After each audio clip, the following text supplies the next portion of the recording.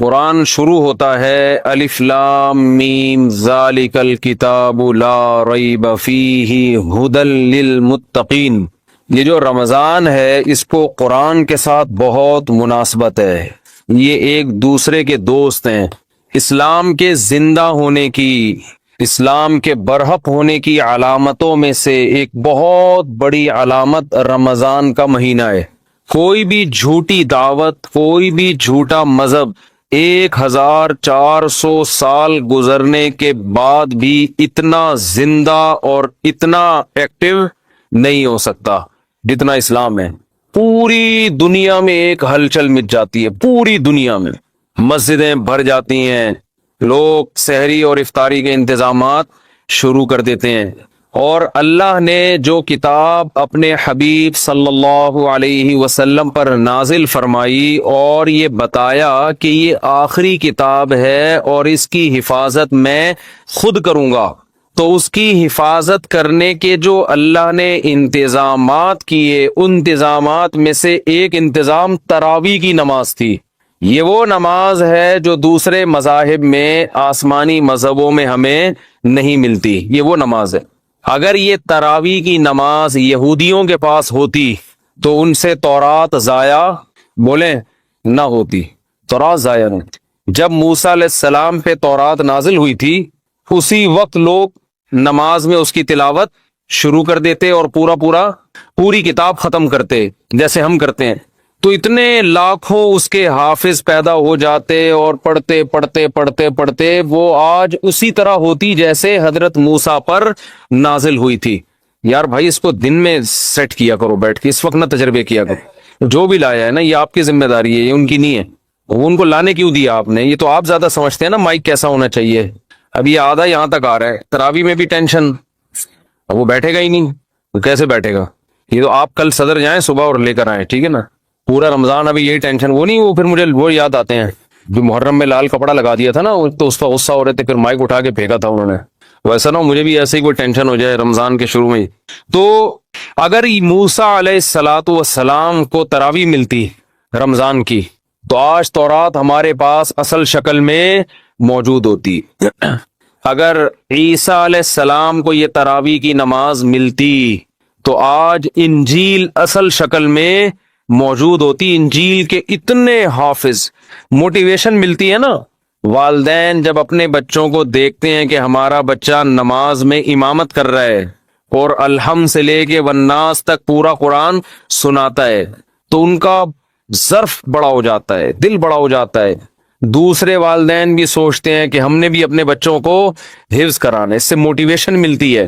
اتنی موٹیویشن ملی کہ لاکھوں کروڑوں حافظ پیدا ہو گئے، ورنہ لوگ سب اپنے طور پہ قرآن پڑھتے، بہت ہی نیک لوگ حفظ کر لیتے، باقی لوگ کیوں حفظ کرتے بھائی؟ وہ کہتے کیا ضرورت ہے۔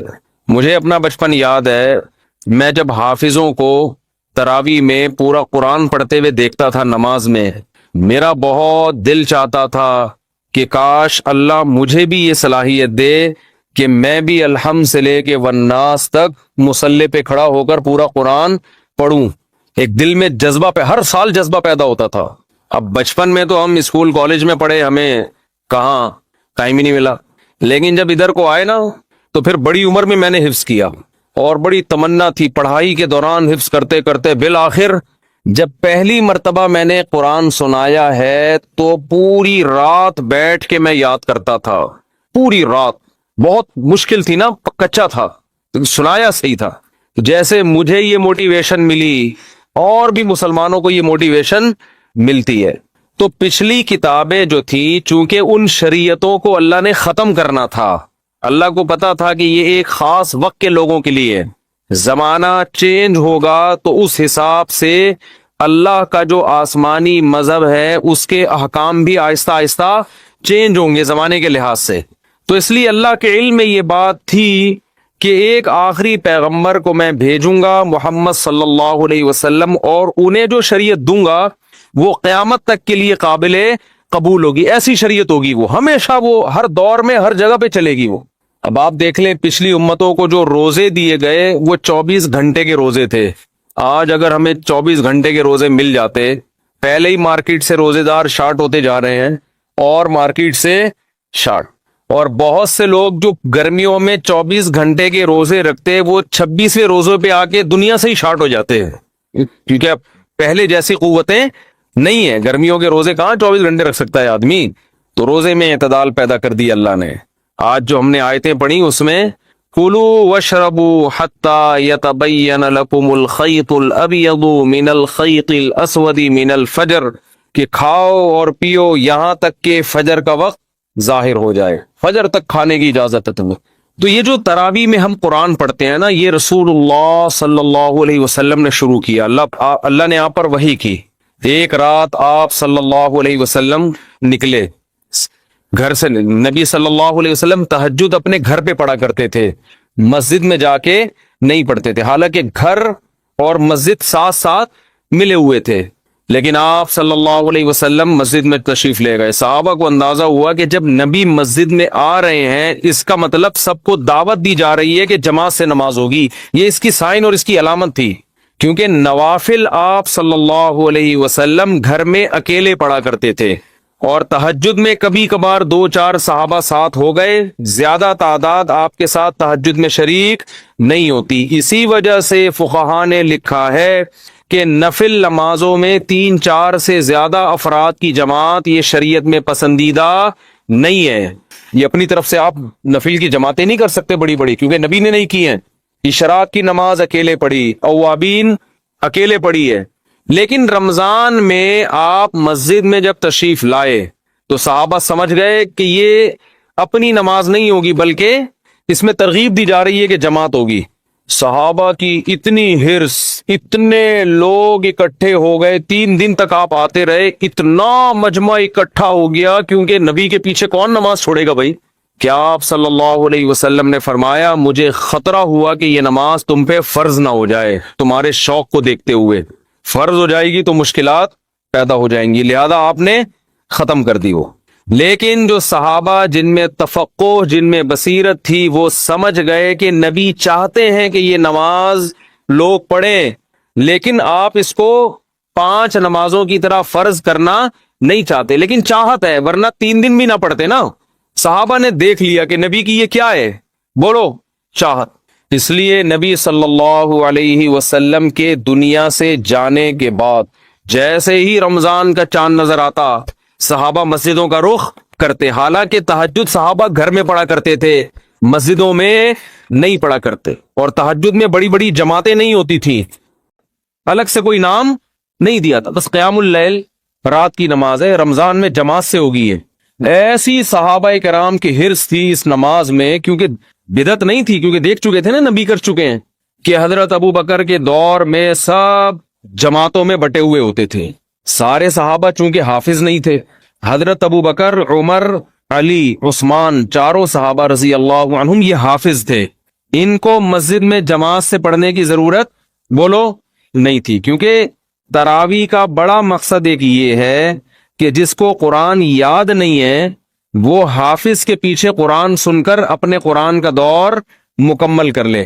حضرت عمر یہ نماز گھر میں پڑھا کرتے تھے، اور علماء کہتے ہیں کہ جس کو قرآن یاد ہو اس کے لیے خود سے تراویح پڑھانا یہ کسی کے پیچھے پڑھنے سے بہتر ہے. سمجھ رہے ہیں کہ نہیں سمجھ رہے ہیں؟ نہیں یاری میرا خیال ہے بات سمجھ میں، ابھی تو آپ کے اچھے بھی سمجھیں گے انشاءاللہ. آواز گونج تو نہیں رہی نا؟ گونج رہی ہے، بہت گونج رہی ہے یار. کچھ کرو یار، اللہ کا واسطہ، مجھے سمجھ میں نہیں آ رہی. رمضان آتے ہی ٹینشن اسٹارٹ. تو جو حافظ ہے نا، حافظ جو خود پورا قرآن پڑھ سکتا ہے، اسے چاہیے اپنی الگ جماعت کرائے، الگ جماعت، تاکہ اس کا قرآن کیا ہو جائے، پورا ریپیٹ ہو جائے. جو حافظ نہیں ہے وہ حافظ کے پیچھے پڑھیں. صحابہ یہی کیا کرتے تھے. نبی نے فرمایا نا 73 فرقوں میں سے جنتی کون ہے؟ جو میرے اور صحابہ کے طریقے پر. تو صحابہ کیا کرتے تھے؟ حضرت ابو بکر کے دور میں جو قاری اچھا لگتا کہ بھئی آپ زیادہ اچھا پڑھتے ہو، چلو بسم اللہ کرو، آگے کھڑے ہو، ہم آپ کے پیچھے نیت باندھتے ہیں. یہ رمضان کے علاوہ یہ کام نہیں ہوتا تھا. اگر رمضان کے علاوہ ہوتا نا، حضرت ابو بکر روکتے، کہ بدعت کہہ کے روکتے اس کو، یہ تم نے کیا شروع کر دیا نیا کام. حضرت ابو بکر کے دور میں تراویح کی نمازیں ہوئیں، لیکن سب نے اخپل طریقے سے پڑھی ہے. جماعتیں ہوئیں، ایک مسجد میں کئی جماعتیں ہوتی تھی. بھائی مجھے یہ والا قاری پسند ہے، اس کی آواز اچھی ہے، چلو بھائی آ جاؤ. مجھے وہ والا اچھا لگ رہا ہے، اس کی آواز اچھی ہے، چل بھائی میں اس کے پیچھے پڑھوں گا، آپ اس کے پیچھے پڑھیں. بعض لوگ اسپیڈ کو دیکھ رہے ہوتے ہیں، آواز کے بجائے کس کو دیکھتے ہیں؟ بھائی فلاں کی اسپیڈ تیز ہے، ہم اس کے پیچھے پڑھیں گے. امید ہے صحابہ تو یہ نہیں کرتے ہوں گے اسپیڈ، ٹھیک ہے نا، وہ کون زیادہ اچھا پڑھتا تھا. تو حضرت ابو بکر کے دور میں جتھوں کی شکل میں کئی جماعتیں مسجد میں ہو رہی ہیں. یہ رمضان کے علاوہ نہیں ہوتی تھی، ہوتی تو روکتے ان کو نا حضرت عمر کے، بھی کیا بدعت شروع کر دی ہے. لیکن حضرت ابو بکر نے ان کو روکا نہیں، کیونکہ جانتے تھے کہ نبی سے یہ ثابت ہے. حضرت عمر رضی اللہ تعالی عنہ کا دور آیا، آپ رمضان میں مسجد میں آئے رات کے وقت، دیکھا کوئی ادھر نماز پڑھ رہا ہے جماعت سے، کوئی ادھر پڑھ رہا ہے، کوئی ادھر پڑھ رہا ہے، ایک رونق مسجد میں. حضرت عمر نے فرمایا کہ یہ ایک امام کے پیچھے جمع ہو جائیں تو کتنا اچھا ہو. ہر آدمی اخپل طریقے سے کیوں پڑھ رہا ہے بھائی؟ مسجد میں کیا ہونا چاہیے؟ بولو، ایک امام، ایک بڑی جماعت ہو نا. کیونکہ نبی صلی اللہ علیہ وسلم نے رمضان کی راتوں میں جو 3 دن تراویح پڑھی، وہ مسجد کو ایک رونق دی ہے، اور وہ ایک امام تھے اور ان کے پیچھے سب نے نماز پڑھی ہے. تو مسجد کی رونق اس میں ہے کہ ہر آدمی اخپل طریقے سے کسی امام کے پیچھے نماز پڑھنے کے بجائے ایک امام کے پیچھے بولو نماز پڑھے. وہ دن اور آج کا دن مسجد حرام میں بھی اور مسجد نبوی میں بھی ایک ہی امام کے پیچھے تراویح ہوتی چلی آ رہی ہے. جتنی رکعتیں حضرت عمر نے حکم دیا تھا نا امام کو پڑھائے، نہ ان رکعتوں میں کمی بیشی ہوئی اور نہ اس طریقے میں کمی بیشی ہوئی جو طریقہ حضرت عمر نے شروع کیا تھا. اب اس میں علماء 2 حصوں میں بڑھ گئے. بعض علماء نے کہا کہ حضرت عمر رضی اللہ تعالی عنہ نے جو ایک امام کے پیچھے لوگوں کو جمع کیا تو اصل حکم یہ نہیں تھا، اصل یہ تھا کہ ہر آدمی اپنی الگ جماعت کرا سکتا ہے. لہذا ان علماء نے کہا، جیسے کہ بعض سعودی عرب کے علماء کی رائے ہے، کہ آج بھی تراویح میں مسجد میں 2 جماعتیں جائز ہیں. یہ بعض علماء کی رائے ہے کہ بھئی حضرت ابو بکر کے دور میں کتنی جماعتیں ہوتی تھیں؟ بہت سی جماعتیں ہوتی تھیں.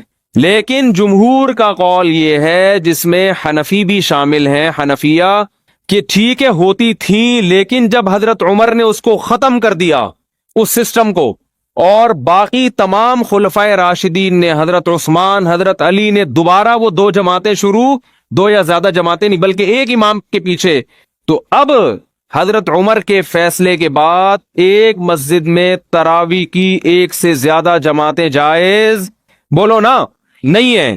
کیوں جائز نہیں ہے؟ رسول اللہ صلی اللہ علیہ وسلم نے فرمایا، علیکم بسنتی وسنت الخلفاء الراشدین المہدیین، کہ میری اور خلفائے راشدین کی سنت کو لازم پکڑو. بات سمجھ میں نہیں آ رہی میرا خیال ہے. تو جنہوں نے خلفائے راشدین کی سنت کو نبی کے کہنے پہ لازم پکڑا، وہ مسجد میں کتنی جماعتیں کرتے ہیں؟ ایک. اور اس میں رونق بھی ہے. اور بعد کے خلفائے راشدین نے حضرت عمر کے اس کارنامے کو بہت سراہا. حضرت علی رضی اللہ تعالی عنہ ایک دفعہ مسجد نبوی میں نکلے رمضان میں، دیکھا ایک امام کے پیچھے لوگ تراویح پڑھ رہے ہیں.